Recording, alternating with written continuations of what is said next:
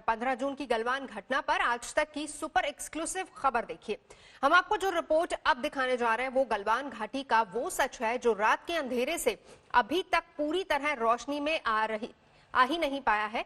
देखिए, 15 जून की रात गलवान घाटी में चीनी दुस्साहस को खंड खंड करके सरहद की रक्षा का अखंड प्रण कैसे भारतीय जवानों ने निभाया। और इस रिपोर्ट में 15 जून की रात की पल पल की कहानी है, वीरों के अमर बलिदान की कहानी है।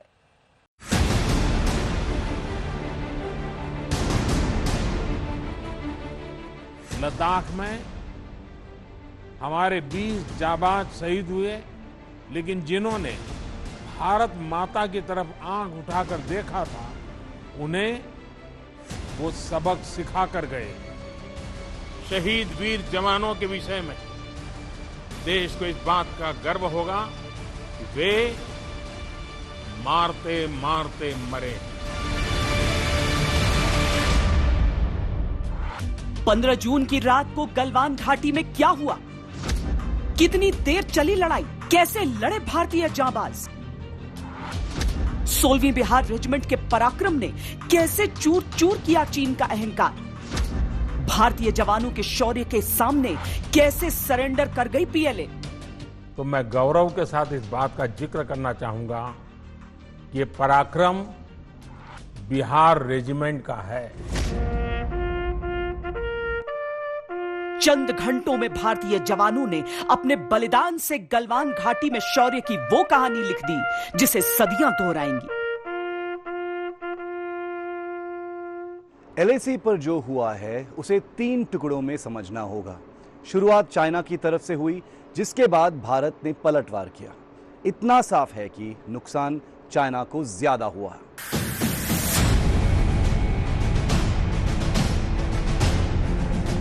तनातनी का माहौल था और चीन की फरेबी फितरत को समझते हुए भारत ने अपनी तरफ से कोई कोर कसर नहीं छोड़ी थी।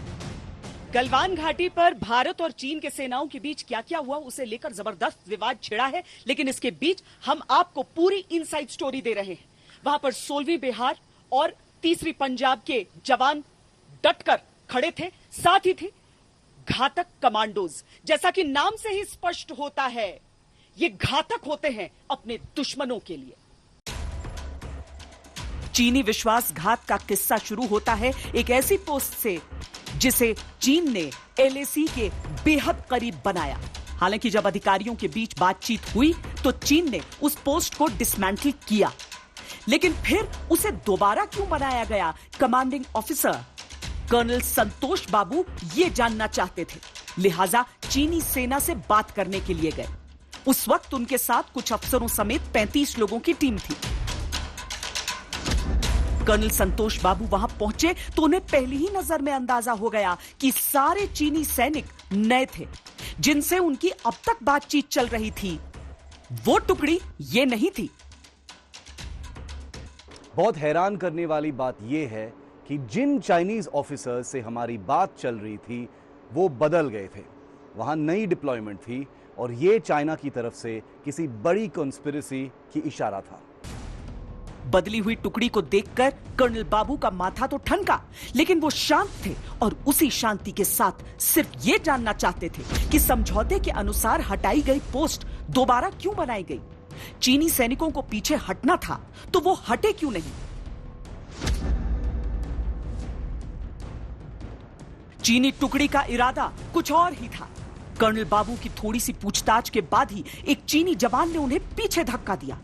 भारतीय सैन्य परंपराओं के संस्कार में कमांडिंग ऑफिसर का सम्मान पिता की तरह किया जाता है। चीनी दुस्साहस ने भारतीय जवानों के सब्र की लकीर को पार कर दिया था।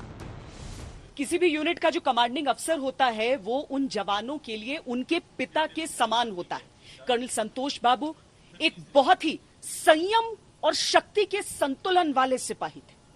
उनकी अपनी यूनिट में जो उनका सम्मान था, जो उनका मान था, उनकी हालत देखकर उनके जवानों से रहा नहीं गया। वो आक्रोश से भर गए।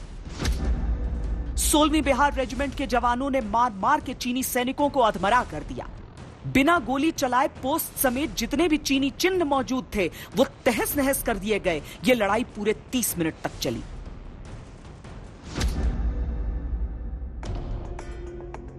कर्नल संतोष बाबू निर्भीक और निडर थे, लेकिन चीन को कोई मौका नहीं देना चाहते थे। उन्होंने भारतीय पोस्ट से और जवानों को भेजने का मैसेज भेज दिया। भारतीय जांबाजों ने यह तय किया कि चीन के अनुशासनहीन सैनिकों को पकड़कर उनके सीनियर ऑफिसर्स को सौंप देंगे, लेकिन कई और चीनी सैनिक रिज पर पहले से ही दो तरफा घात लगाए बैठे थे। उन्होंने भारतीय दल पर ऊंचाई से पत्थरों की बरसात की। दूसरे चरण की यह लड़ाई 45 मिनट चली। कई छोटे छोटे फ्रंट खुल चुके थे, जिनमें दोनों तरफ से कुल 300 लोग आपस में भिड़े थे। चीनियों ने यहां डंडों और कील लगी रॉड्स जैसे असभ्य हथियारों का इस्तेमाल किया। नीचे बहती गलवान नदी थी, दोनों तरफ के सैनिक उसमें गिरते चले गए। इसी मुठभेड़ में कर्नल संतोष बाबू के सर पर भी एक पत्थर लगा।